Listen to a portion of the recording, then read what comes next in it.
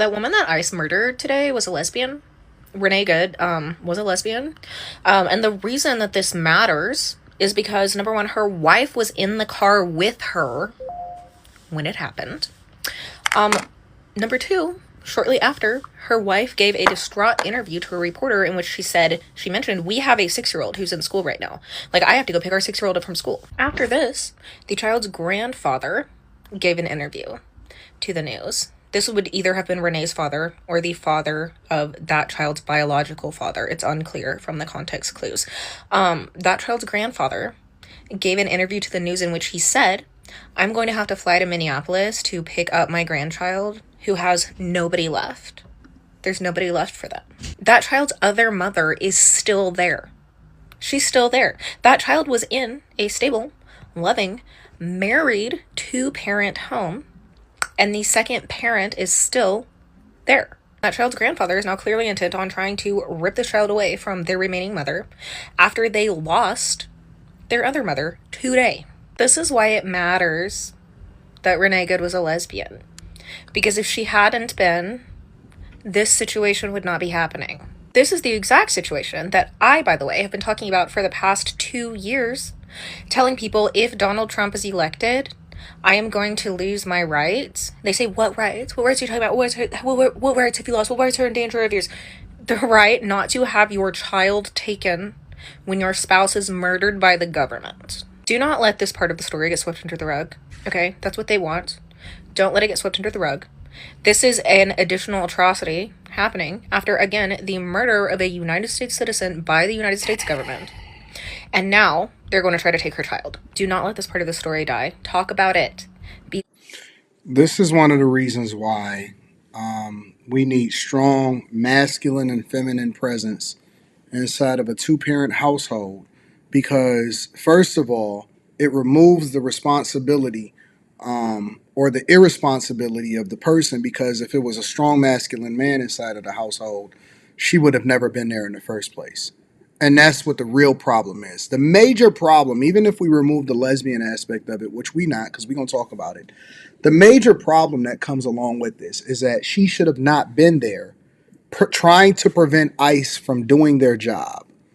She should have not been trying to prevent them. She should not have been trying to impede. She should not have been using her vehicle. She should have complied when they said stop. And obviously, with both women in the car, neither one of them had any sense to actually do the right thing. And if they did, then she would have been alive, still picking up her child.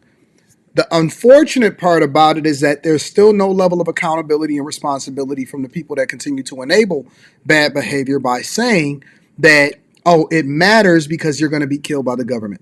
Nobody got killed by the government. If anything, we should be more concerned about ICE agents, because you have these people that are absolutely insane running around trying to prevent them from doing their job and take care of business.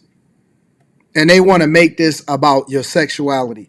Your sexuality had nothing to do with whether or not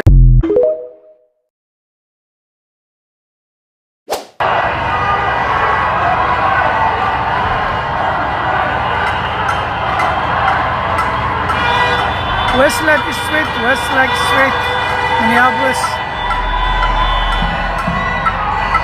The shooting in Minneapolis today exposed one massive plague that is plaguing our society. The woman who died left behind a child and I believe a wife, potentially a husband. I don't know. Either way, she was a wife and she was a mother. And she spent her day agitating federal officers and then potentially wielding her car against federal officers that are armed with guns. At what point do we just call this a mind virus? This is a mind virus. You are putting your life at stake for what? Your political preferences? Because these ICE agents were just helping somebody's car, I think, that was stuck. They weren't even engaging in any sort of ICE-related activity at this time. She agitated just to agitate. And now it literally makes me want to cry. Like, she's left her family behind for stupid political reasons. Oh my gosh, get a hobby, get a real job. Care about the things that you should actually care about, which is your family, not ICE and the fake propaganda that your mayor and your governor is pushing on you. I mean, the anti-ICE propaganda is literally a mind virus, and someone lost their life over it. And I don't blame ICE for this. I blame the absolute morons out there that are pushing this propaganda. I actually had an opportunity to look at it from multiple different angles, and she messed around and found out. It's no reason why that woman should have been out there agitating ICE officers.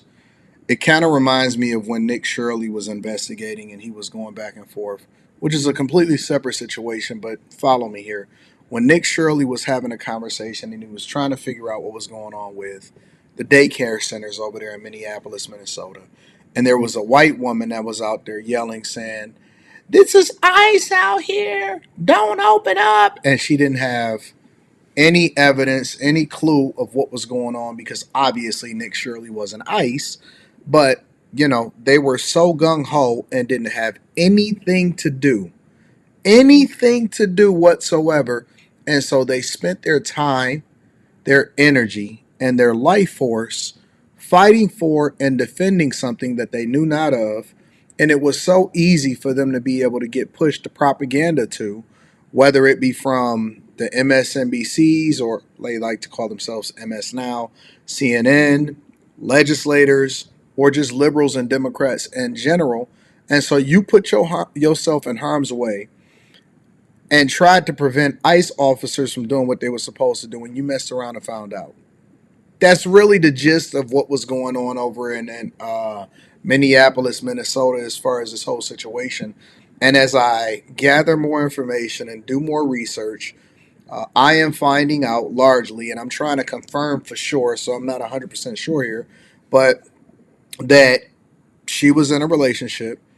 Some people are even reporting that the person that she was in a relationship with, another woman, which I'm not going to get into that because that's not the context of this conversation. I'm not.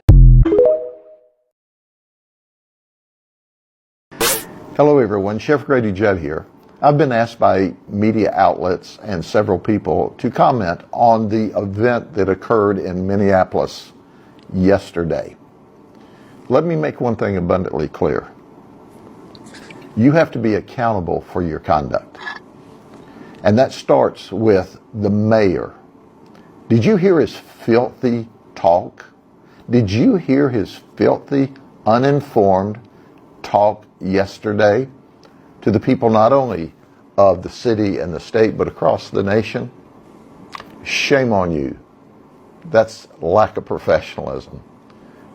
Now let's look at the event. The investigation's not complete. I am giving you context on the video clip that I saw. Law enforcement officers, federal law enforcement officers, ICE agents, were trying to take the occupant of the car out of the vehicle. During this encounter, the vehicle backed up and then drove directly at the ICE agent. That is a deadly weapon, a 2-ton deadly weapon. So what did the occupant expect? They should have expected to be shot when you commit a deadly assault on a law enforcement officer.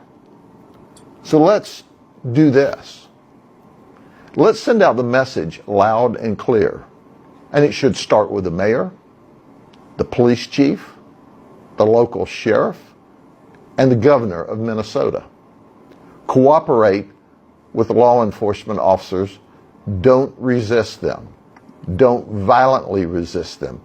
If you do violently resist them, if you do felonious assaults with 2-ton weapons, expect to be shot.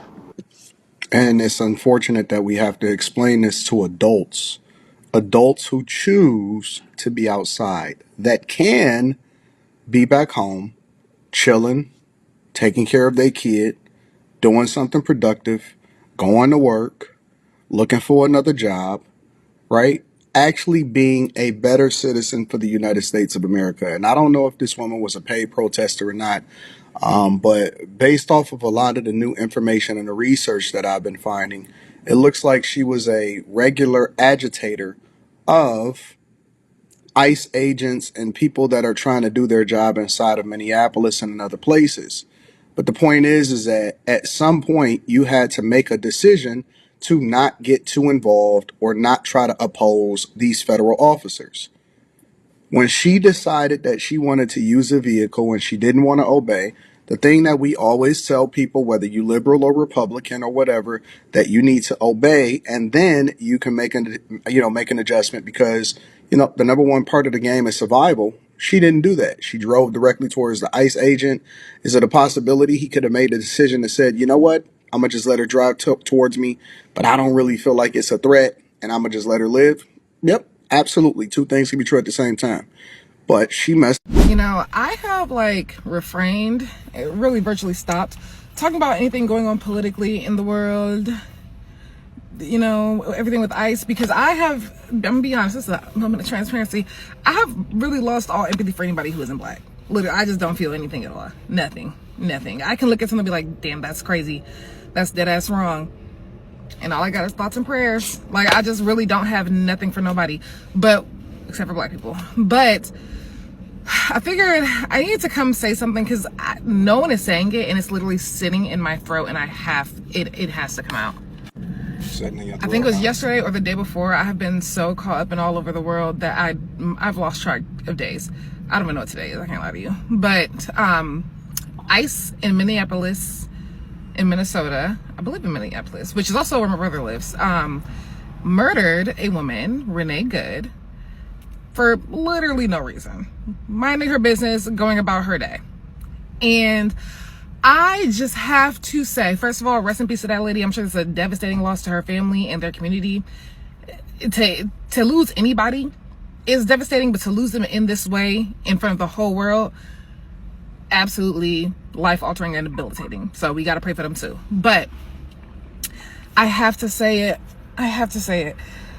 As a person who grew up, I'm 30, I'll be 31 in April. As a person who's a teenager at the start of the Black Lives Matter movement, who was the same age as Trayvon Martin when he was murdered, the same age roughly as Michael Brown when he was murdered.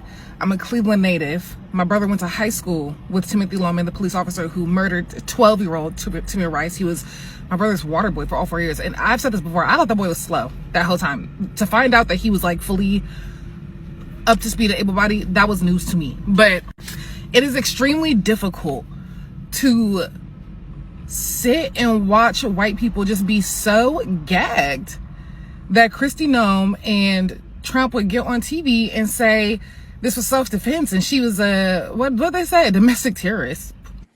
All right, so she's wrong, and she's wrong on every single point that she's made. First things first is they didn't murder her, all right? She wasn't just minding her business. She wasn't going about her day. She wasn't just so happened to be passing through.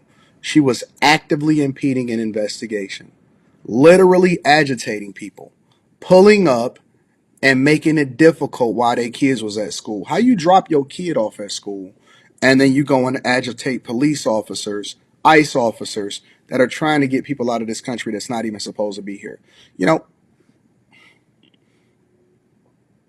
I'm surprised that there are black people that are literally standing on the side of people that are trying to prevent ICE officers from deporting people that are not supposed to be here. This is the reason why we have problems with birthright citizenship. Because birthright citizenship and young people, they just ignorant. They just talk shit.